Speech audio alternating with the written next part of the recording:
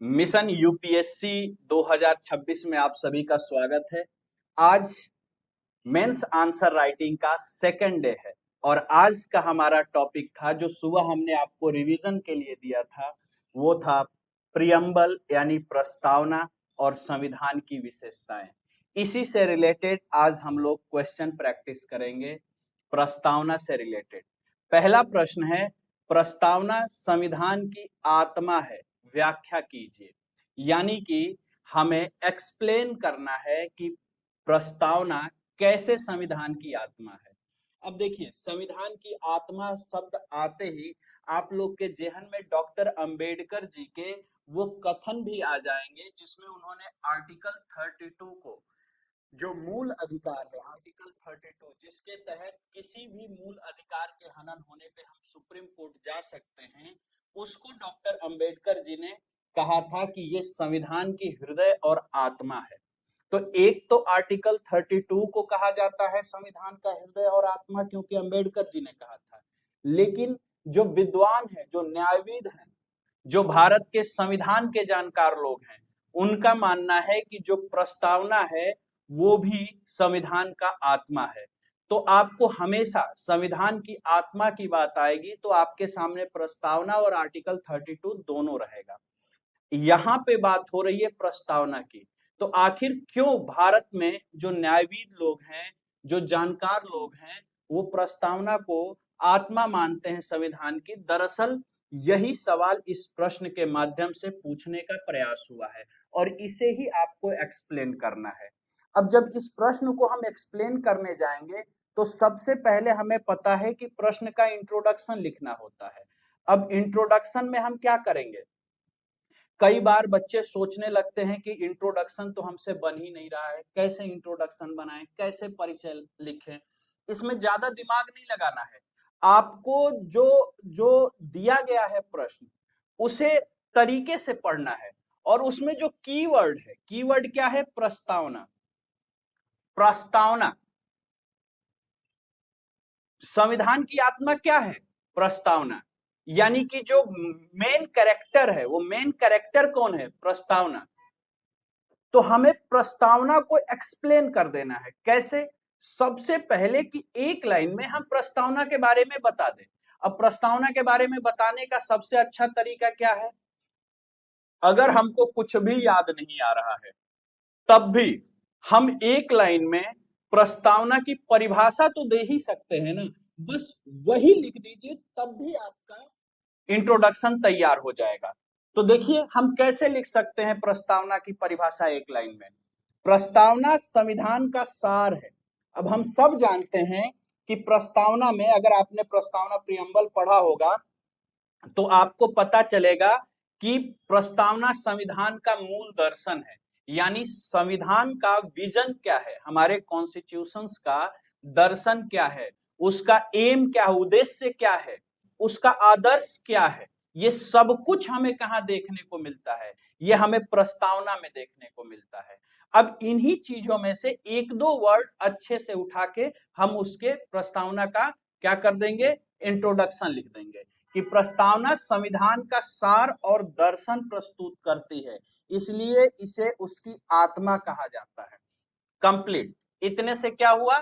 Complete हो गया हमारा जो इंट्रोडक्शन है। अब मेन बॉडी लिखेंगे तो अब प्रस्तावना की उन की वर्ड्स को एक्सप्लेन करेंगे जिनको हम प्रस्तावना में पढ़ते हैं। जैसे प्रस्तावना में सबसे पहले हमें क्या पता चलता है कि we the people of India, हम भारत के लोग, हमारे पास ही असली शक्ति है। तो संविधान का जो एक दर्शन है कि संविधान के पास शक्ति कहां से आती है? We the people of India से। आप वहां से शुरू कर सकते हैं या फिर आप सीधे यहां से शुरू कर सकते हैं कि प्रस्तावना में जो स्टेट है, राज्य, इसके मूल तत्व के बारे में पता चलता है। मूल तत्व के बारे में यानी कि जब आप प्रस्तावना पढ़ेंगे तो उसमें पता चलेगा कि आखिर जो भारत राज्य है वो कैसा होना चाहिए। हमने बताया ना, प्रस्तावना क्या है? संविधान का दर्शन है, यानी क्या होना चाहिए इस देश में, क्या होना चाहिए, इस बात का पता हमें कहां लगता है? प्रस्तावना से लगता है, फिलॉसफी है, कॉन्स्टिट्यूशनल फिलॉसफी है प्रस्तावना। तो क्या होना चाहिए ये पता चलता है हमें प्रस्तावना से। तो आखिर राज्य क्या होना चाहिए, राज्य कैसा होना चाहिए, इसमें चाहिए शब्द है, यानी कि एक सपना है कैसा होना चाहिए, हम कैसा राज्य बना रहे हैं। तो हमें पता चलता है कि हम संप्रभु राज्य एक बना रहे हैं। संप्रभुता का मतलब यानी कि किसी बाहरी का हस्तक्षेप नहीं, हमारे निर्णयों पे हमारा अपना हस्तक्षेप है, किसी बाहरी का हस्तक्षेप नहीं है। तो संप्रभु है। समाजवादी, समाजवादी का मतलब होता है बेटा सबका ध्यान रखा जाए, ऐसा ना हो कि कोई इतना अमीर हो जाए कि खाते खाते मर जाए और कोई ऐसा जिसके पास खाने को ना हो उसकी वजह से मर जाए, यानी कि समाज में सबका ध्यान रखा जाए, समाजवादी। धर्मनिरपेक्ष यानी जो भारत हो, भारत किसी एक धर्म का ना होके सभी धर्मों का सम्मान करने वाला हो, सेकुलर हो, धर्मनिरपेक्ष। और लोकतांत्रिक यानी ऐसा ना हो कि कोई एक व्यक्ति हो और वही पूरे देश को संचालित कर रहा हो, नहीं, यानी कि लोकतांत्रिक देश यानी लोगों के द्वारा सरकार चुनी जाए, लोग तय करें कि उनके लिए क्या बेहतर है और क्या बेहतर नहीं है, लोकतांत्रिक। और गणराज्य, गणराज्य क्या होता है बेटा, लोकतंत्र में तो लोग तय करते हैं कि आखिर हम पे शासन कौन करेगा, हमारे लिए नियम कानून कौन बनाएगा, हमारे हितों का कौन ध्यान रखेगा। और गणराज्य का मतलब होता है कि देश के उस सर्वोच्च पद पे कोई भी आम इंसान भी बैठ सकता है, जरूरी नहीं कि राजा का बेटा राजा बने। तो हमारा सपना कैसा है, हमारा सपना अगर हमें पता करना हो कि हमारा देश कैसा होना चाहिए, ये हमारे संविधान निर्माताओं ने क्या सपना देखा था हमारे देश को लेके, तो जब हम प्रस्तावना पढ़ते हैं तो हमें पता लगता है कि उनका हमारे देश को लेके जो सपना था वो सपना एक ऐसे लोकतांत्रिक गणराज्य का था जो धर्मनिरपेक्ष हो, जो समाजवादी हो और जिसके पास कंप्लीट संप्रभुता हो, कंप्लीट आजादी हो। अब देख रहे हैं कितना बेहतरीन तरीके से हमने इस चीज को एक्सप्लेन कर लिया अपने उत्तर में। अब इसी के बाद अगला हम क्या कर सकते हैं कि एक दो पॉइंट और मेंशन कर सकते हैं कि प्रस्तावना संविधान की व्याख्या में मार्गदर्शक का कार्य करती है, यानी कभी अगर संविधान के अंदर का कोई आर्टिकल पूरी तरह से क्लियर नहीं है कि आखिर वो क्या भाव दर्शाना चाहता है, तो हमारे जो जजेस हैं या जो हमारे न्यायविद हैं वो क्या करते हैं, वो प्रस्तावना खोलते हैं और प्रस्तावना से वो भाव महसूस करते हैं कि आखिर हमारे देश को क्या बनाने का प्रयास हो रहा था। तो जब भी कोई ऐसा आर्टिकल या कोई ऐसा कानून सामने आता है जिसकी व्याख्या करने में दिक्कत होती है तो उसके लिए प्रस्तावना से मदद ली जाती है। ध्यान रखिएगा ये मदद डीपीएसपी से भी ली जाती है, ये मदद संविधान सभा की जो बैठक हुई थी, जो चर्चा हुई थी संविधान सभा की, उससे भी ली जाती है। लेकिन चूंकि यहाँ हम प्रस्तावना के संबंध में बात कर रहे हैं तो केवल प्रस्तावना की बात करेंगे, लेकिन अगर कभी संविधान सभा की बैठकों की बात हो, उनकी चर्चाओं की बात हो, तो वो भी मदद करते हैं। आज के डेट में अगर कोई भी आर्टिकल ऐसा है जो कंप्लीटली जिसकी व्याख्या नहीं है या जिसके भाव कंप्लीटली समझ में नहीं आ रहा है तो वहां उससे मदद ली जाती है।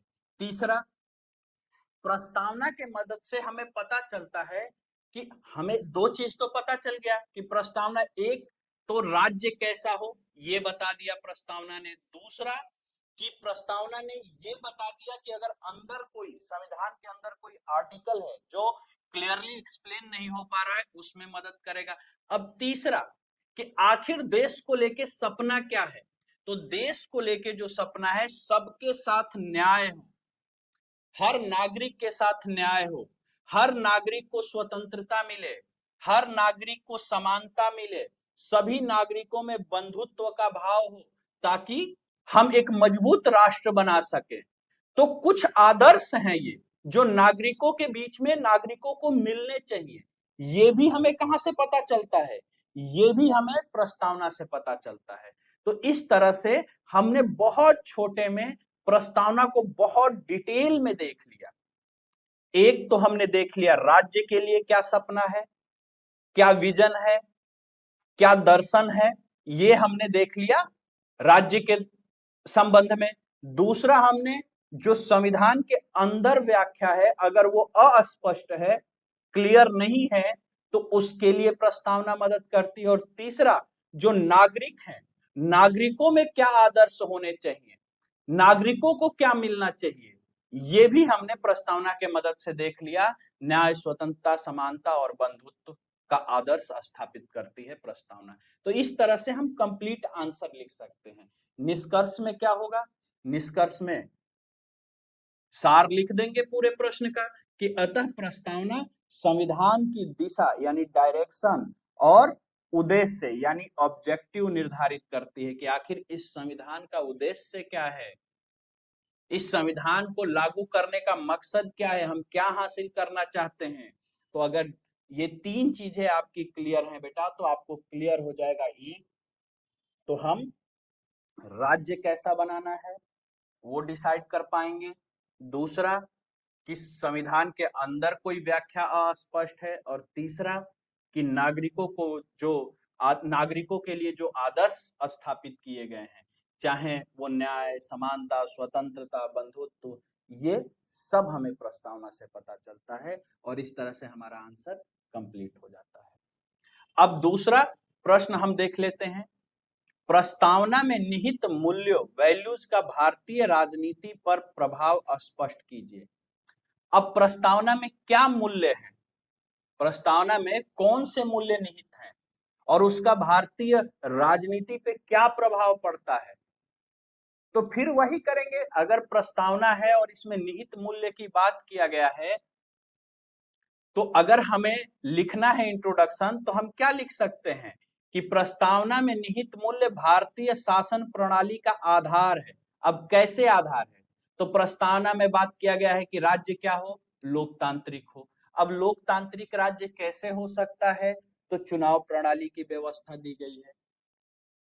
यानी कि प्रस्तावना में लोकतंत्र की बात है, लेकिन उसे जमीन पे धरातल पे कैसे उतारा जाए। प्रस्तावना में तो सपना हमने एक देख लिया, एक विजन देख लिया, हमने एक दर्शन, प्रस्तावना को मान लिया कि भारतीय संविधान का दर्शन है, फिलॉसफी है, एक सोच है, एक विचार है कि ऐसा होना चाहिए, लेकिन वो रियलिटी में कैसे होगा।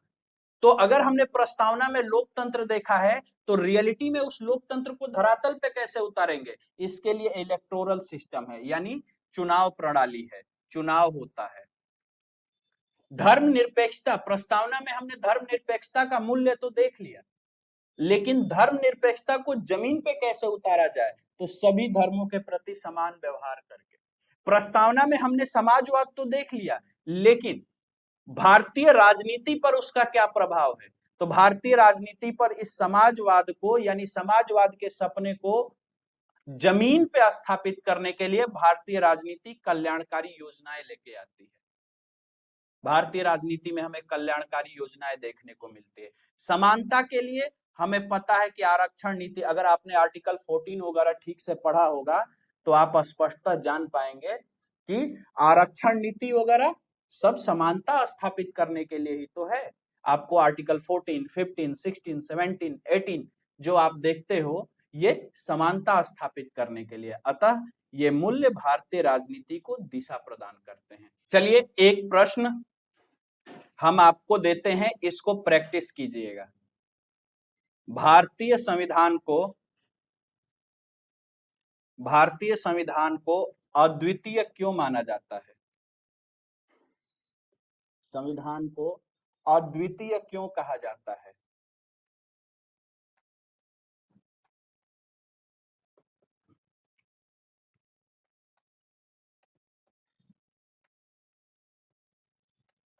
व्याख्या कीजिए, 150 शब्दों में व्याख्या कीजिए।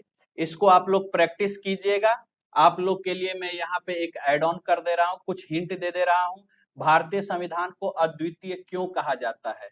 अब अद्वितीय क्यों कहा जाता है, अगर इसको आपको बताना है तो भारतीय संविधान की विशेषताएं बता दीजिए।